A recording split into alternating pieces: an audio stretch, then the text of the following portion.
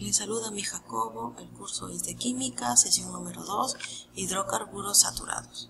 Los hidrocarburos son compuestos orgánicos, binarios. ¿Por qué son binarios?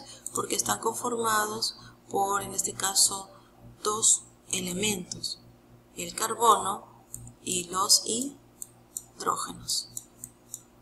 Recordemos que el carbono tiene 4 enlaces y tienen que estar saturados, es decir, tienen que estar completos, ¿de acuerdo? Esta es una forma gráfica para representarlo. Hay otra como la que está aquí en tu manual, ¿verdad? En el ejemplo dice CH4, ¿ves? Un carbono y 4 hidrógenos. También lo podemos representar en forma de anillos, lo que llamamos cíclicos, que en estos momentos te mencionaré. Los hidrocarburos se van a dividir en dos, alifáticos y aromáticos. Alifáticos se dividen en acídicos, alcanos, alquenos, alquinos, y los cíclicos, cicloalcano, cicloalqueno y cicloalquino. Le llamamos ciclo porque va a formar como una especie de anillo estos hidrocarburos. En los casos de los prefijos hay que tener en cuenta la cantidad de carbonos. Si estamos usando un solo carbono, el prefijo será met. Si utilizamos 2 carbonos, et. Si utilizamos 3 carbonos, será prop. Si utilizamos 4, será but. Y así sucesivamente con la cantidad de carbonos. ¿Qué viene a ser un alcano? Un alcano es un hidrocarburo saturado, como lo observas aquí en mi dibujo, y que se va a representar con enlaces simples, ¿de acuerdo? Enlaces simples. Y también se le van a conocer como parafinas. ¿Por qué? Porque al ser un enlace simple es un enlace difícil de romper. Los hidrocarburos, como menciona, son alcanos, ¿no? Parafinas, tienen una estructura simple y su prefijo, en este caso su sufijo, aquí no es correcto, es sufijo, termina en ano. En este caso yo tengo en el dibujo un metano. ¿Por qué? Porque es un carbono, met, y que le voy a agregar el sufijo ano. ¿Sí? Entonces lo importante es observar cuántos carbonos existen. Correcto. Ahora vamos a ver los ejemplos. Ya vimos el primero, que era el metano. Aquí observamos que dice etano, aquí se han confundido, ¿sí? Etano, recordemos, son 2 carbonos que van a tener enlaces simples, ¿de acuerdo? Y a los costados los llenaremos con hidrógenos, ¿de acuerdo? Ahí vamos a completar los hidrógenos. Ahora, fíjate en esto, aquí nos va a ayudar bastante la fórmula global. En vez de estar haciendo todas las figuritas, también puedo decir esto. Según la fórmula general dice, el carbono, de acuerdo a su cantidad, va a influir en el hidrógeno y te va a decir cuántos hidrógenos puede tener. Vamos a observar si esta fórmula se comprueba. Fíjate, si son 2 carbonos, ¿verdad? 1, 2. Colocamos aquí el número 2. ¿De acuerdo? Ahora en el caso del hidrógeno, vamos a desarrollar esto por aquí. Dice 2N. ¿Quién es N? N es la cantidad de ¿qué? De carbonos. Si son 2 carbonos, y acá me dice 2N, multiplicaré 2 por 2. ¿Y qué le aumentaré? Más 2 según la fórmula. 2 por 2, 4. Más 2, ¿cuánto es? 6. Y ahora vamos a contar. Efectivamente hay 2 carbonos y 1, 2, 3, 4, 5, 6. Y 6 hidrógenos. ¿Ves? Se cumple la fórmula. Solamente, como te menciono, está en observar cuántos carbonos hay. Bien, ahora vamos a continuar con los radicales alquilos. Alquilo solamente significa que le quitamos un hidrógeno. Nada más. Por ejemplo, aquí observamos al metano.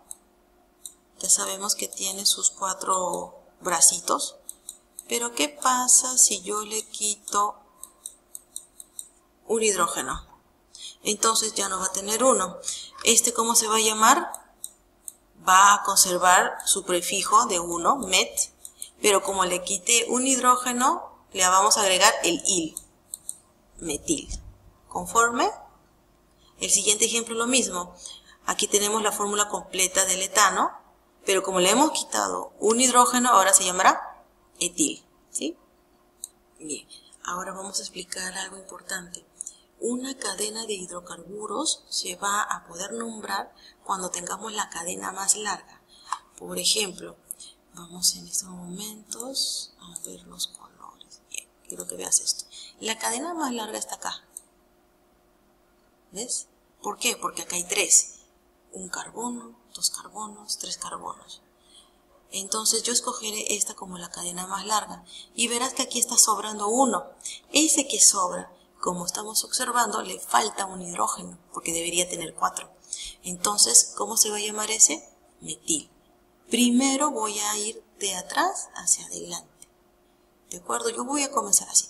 Voy a nombrar a la cadena más larga. La cadena entonces tiene 3 carbonos. Y si tiene 3 carbonos, su prefijo ¿qué será? Prop.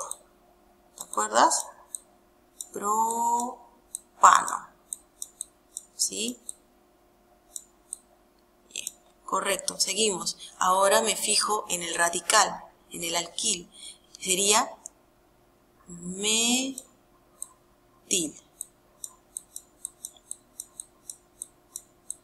Metil. ¿De acuerdo? Y ahora voy a colocar la posición del metil. En este caso, comenzaré acá. 1, 2 y 3.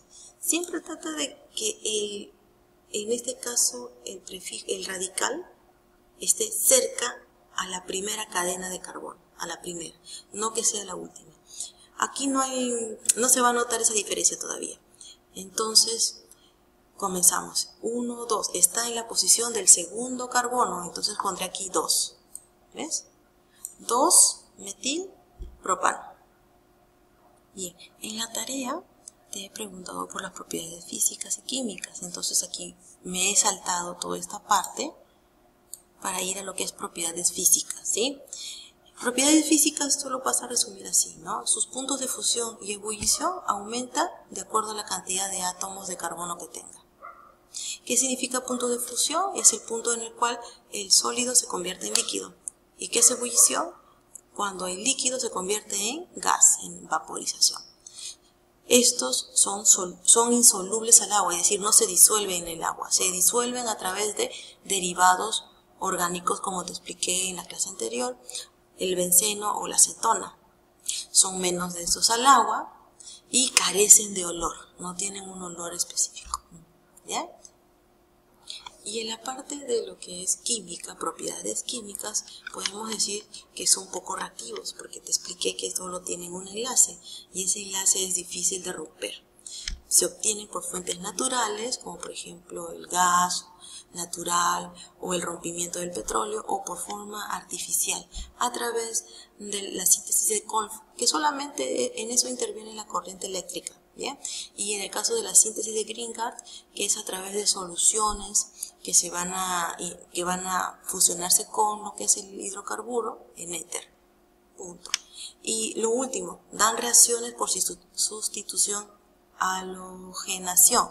¿Qué significa esto? Que uno de estos hidrógenos lo vamos a reemplazar por un halógeno. ¿Y qué es un halógeno? Pues es solamente el cloro o el bromo. Sí, es solamente el reemplazo. Y en el caso de una combustión completa es porque a este alcano le hemos agregado el H2. ¿Y qué vamos a obtener? Pues dióxido de carbono, obtendremos agua y se va a liberar energía. Bien, una vez que hemos visto las propiedades físicas y químicas, quiero recalcarte nuevamente este punto de cómo vamos a nombrar a un hidrocarburo. Siempre comencemos, como te dije, por la línea más larga, es decir, donde haya más carbonos. Acá hay 1, 2, 3 y 4, ¿verdad? Ahora me fijo que hay un radical. Entonces el radical me va a decir dónde voy a comenzar a contar los carbonos. Como te mencioné, el radical siempre tiene que estar más cercano al primer carbono. Entonces aquí será 1, 2, 3, 4. ¿Cómo voy a llamarlo?